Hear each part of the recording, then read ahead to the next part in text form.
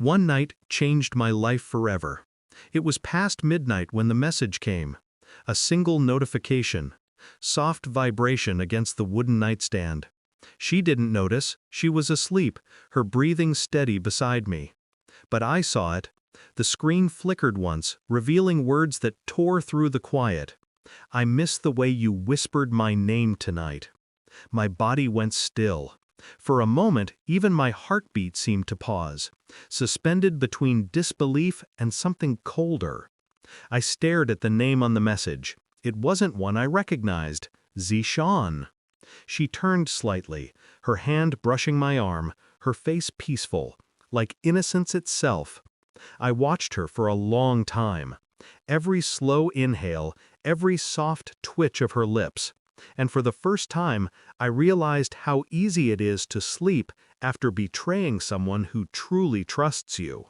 I didn't touch the phone, didn't wake her, didn't speak. I just sat there, the pale blue light from the screen bleeding across my hands like frostbite. Something inside me died quietly that night. Not love, not hope, something deeper. The part of me that believed honesty had meaning. When the light faded and her phone went dark again, I already knew. The world I thought I lived in wasn't real anymore. Morning came with the smell of chai and the sound of her humming. The same woman who'd once held my face and said she could never lie to me, now moved through the kitchen as if nothing had changed. She smiled, asked if I'd slept well. I told her I had. My voice didn't even shake. Inside, I replayed the message like a mantra. "I miss the way you whispered my name tonight." Tonight. Not last week, not long ago. Tonight. Meaning, while I thought she was at her friend's house, she was with him. Every detail from that night began connecting like a crime scene in my head. The perfume, the late reply, the strange warmth in her smile when she returned. I'd missed it then, but now every clue screamed the truth. Still, I didn't confront her. You don't go to war unprepared. You study the terrain first. You learn the enemy's rhythm, their weaknesses. I began watching her the way a surgeon studies a patient before the incision. She spent more time on her phone, smiling at nothing.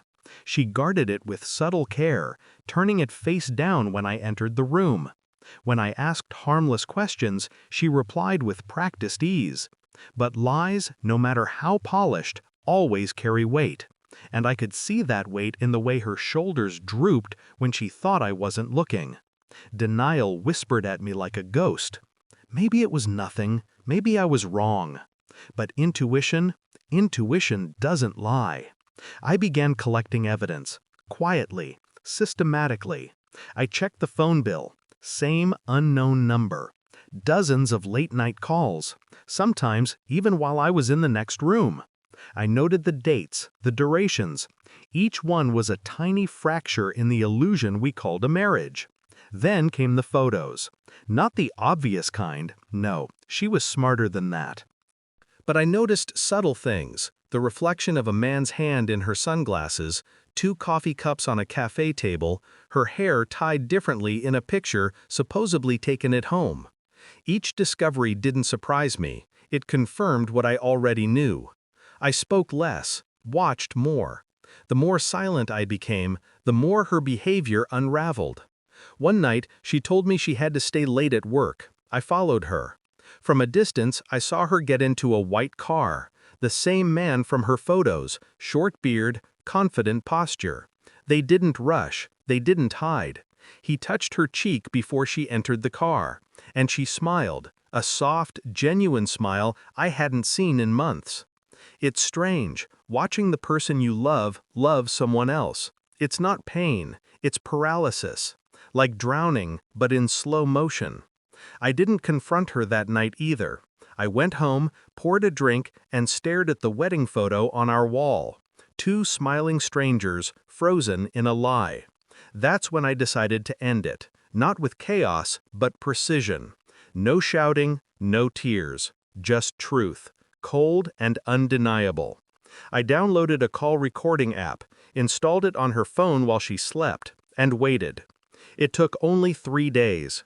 The recording captured everything. Her voice, soft, trembling, alive. His laughter, confident, familiar. She told him she couldn't keep pretending, that she was tired of lying, that she loved him, not me. Every word felt like a blade, but I didn't bleed, not anymore. I listened to the full 12-minute conversation, then replayed it once more, not to feel it, just to remember the tone, the rhythm, the certainty. When I saw her that evening, she smiled as usual, made tea, talked about the neighbors, pretended everything was ordinary. I waited until we sat together. Then, quietly, I slid my phone across the table, pressed play. Her face changed in seconds, from warmth to confusion, from confusion to horror. Her lips parted, her eyes filled, not with guilt, but with fear. When the recording ended, the silence that followed was absolute. I didn't say a word, didn't ask why, didn't shout. I simply watched her world collapse in front of her. She began to speak, broken words, fragments of excuses, but I raised my hand. "Don't," I said softly. My voice sounded calm, detached, surgical. "Don't insult me with lies now." And I walked away from the table. The next morning, I had already packed her bags. Everything she owned was neatly folded and placed by the door. Her wedding ring rested on top. When she woke up, she looked around like a child lost in a nightmare. "Please, just listen," she said, her voice shaking. "I already did," I replied, and I handed her the divorce papers. She broke down, crying, begging, promising she'd end it, that it was a mistake. But tears don't erase truth. I told her something I'd never said before. Betrayal doesn't start with a kiss. It starts the moment you lie to someone who would have done anything for you. Her silence after that was the only honest thing she'd given me in months. I didn't scream. I didn't destroy anything. I simply opened the door and stepped aside. She hesitated, hoping maybe I'd stop her, that some part of me still cared, but I didn't. The sound of the door closing behind her was the cleanest sound I'd ever heard. It's been months now. The nights are quieter, but not lonely. Silence doesn't hurt anymore. It heals. Sometimes I wonder if she ever looks back, if the man she chose makes her laugh the way I once did. But that curiosity fades quickly. I learned something in all this. Love can make you blind, but betrayal makes you see. I don't hate her. Hatred still means you care. What I feel is nothing, and nothing is freedom. I stopped replaying the recordings, stopped checking my phone for closure that never came. Now when I look in the mirror, I see someone new, not broken, not bitter, just awake. That night didn't destroy me, it revealed me.